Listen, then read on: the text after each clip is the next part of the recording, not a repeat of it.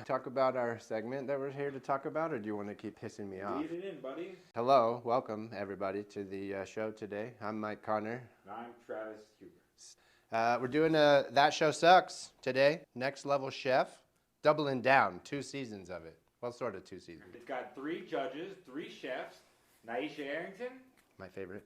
Gordon Ramsay, Close and Richard second. Blaze, which I love it because his name's Dickie Blaze. His name's Dick Blaze. Yeah, it is. Which I love. Has anyone called him Dick Blaze on the show yet? I don't know. It's kind of offensive. Chef Dick. Hey, Dick. Chef Dick. 15 contestants total, and they're picked from.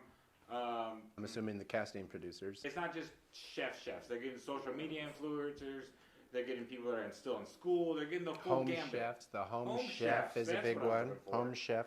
It's funny, social media chef is a thing now. Like, I know it's a thing, but like you see, these cooking shows have been around forever, and it's like, oh, professional chef, oh, home chef, barbecue, butcher, whatever. And now you see the social media chef is a thing, which, yeah, that's great for the social media people. The way it's set up, there's 3 different kitchens.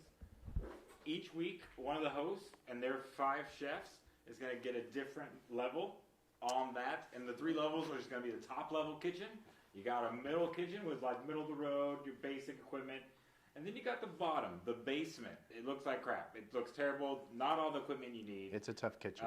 The blades aren't sharp. Nothing's ready for you. I think it was season 1 where the dude, do you remember the guy was sharpening a knife blade on a plate, on the bottom of a plate? That's what it's like in the bottom kitchen. But yeah, there's 3 different levels of kitchens. So there's the basement, and then the middle level's got like just your basic commercial kitchen, all the things you would need, none of the fancy bells and whistles. And then the top kitchen, that's like Martha Stewart living right there. So if Gordon's team lost last week, now they're in the basement.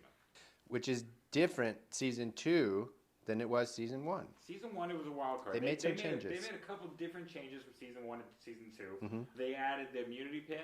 So at the very beginning of the show, season 2, they gave the top 3 cooks of that episode immunity pins.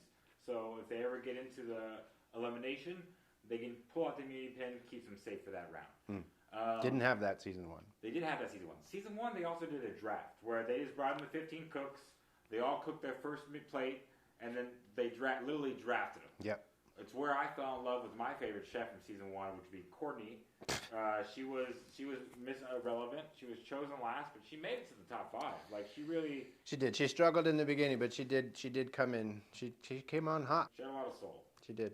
My favorite chef, season 1 chef, Kenny. Come on, dude. I don't remember that person, but go on. Okay, so do you remember the guy that was super supportive, really nice, didn't matter what team or apron you were wearing, he was always giving you a pound and telling you like it's gonna be good, you're gonna do that. Like literally the most team player chef and the most understanding of what a kitchen is and what people need and supportive and like. Oh, Kenny. Dude, this guy, I'm sure he has a restaurant now. He didn't win, unfortunately. But if I was starting a restaurant, I would call Kenny and I'd be like, Kenny, I need you here. Because he's a professional chef. He's what you call a knife for hire. Kind of a cool title. Yeah, it's like if a kitchen gets busy and they need to call in a chef for the night or 2, they'll call Kenny. Knife for hire. You come in, you bring your knives, chop, chop, chop. You make your stuff. Baby. Yeah, knife for hire. I like that. So that's what Kenny is. And so he knew what he was doing. Super professional.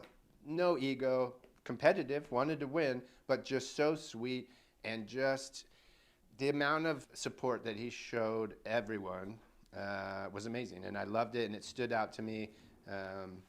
So Kenny was my favorite season 1 chef. There's a guy on season 2 that's the complete opposite. Like he's like, let's fucking go, we gotta get him, ah! And he's a little too intense for cooking. You know what I'm saying? Well, I grew up in restaurants before I moved to Hollywood.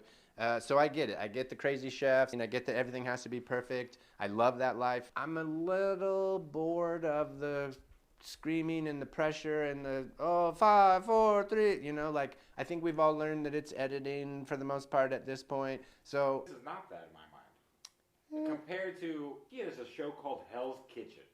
Yeah, but those people deserve to get screamed at. Those people are. Is that the one where he goes in and does the makeovers? I don't know. He's got like 7. The ones where I think Hell's Kitchen. He yells into all of them except for this one. Yeah. And MasterChef Juniors. which I wish he yelled at the juniors. I think he yells at the juniors a little bit no, too. No, he doesn't. Even when they mess up, he's like, "You can learn better."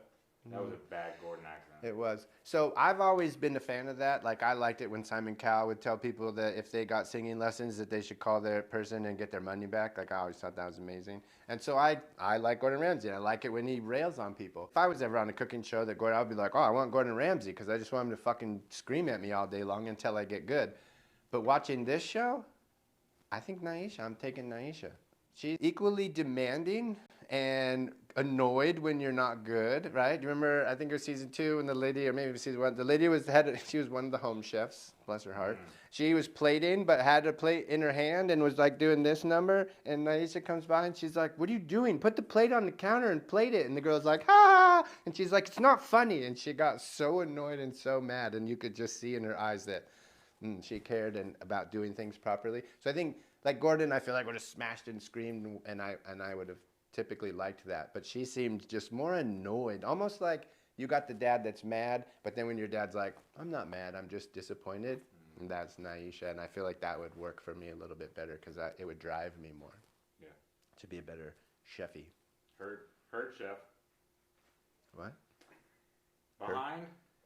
No? None of these terms are working for you? Are you having a stroke? It's things that are happening in a restaurant. Herd chef, you say something, herd chef. I don't know. Sorry, I never worked at Chick-fil-A. I worked at actual restaurants. That's in every fucking Michelin star restaurant. When the head chef says something, everyone is supposed to say, herd chef, to know that they heard it. Yeah, I believe the term is yes, chef. And in a really good restaurant, you fucking hear the chef. Y'all, it's herd chef, right? It's yes, chef. But whatever. You're from Texas and you can't spell. So, anyways, we're lost here. H-U-R-D, herd. Do you have a favorite chef from the second season? No, not yet.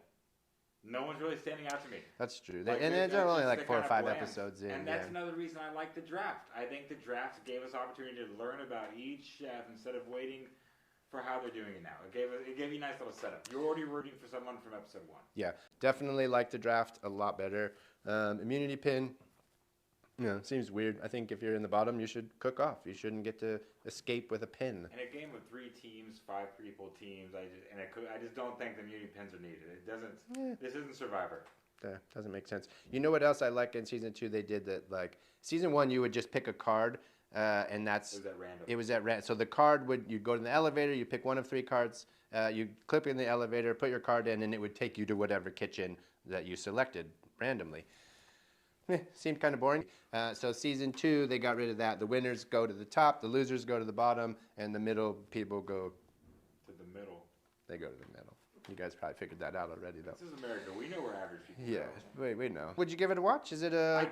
I did watch it. Would you tell the people? I would recommend them to watch it as well. Definitely worth a watch. If you missed season 1, go back and get it. It's on the Hulu. It is on the Hulu. This has been That Show Sucks, and this show didn't suck. It didn't. It was a good one. They don't always suck. You are. I'm Mike Connor. I am Travis Huber. This has been Podirondack Show. You're welcome. Oh, that's not something Foof should have. It looks like part of your cat's tail fell off. No, that's part of our microphone. Whatever. We'll just buy some more. Who cares?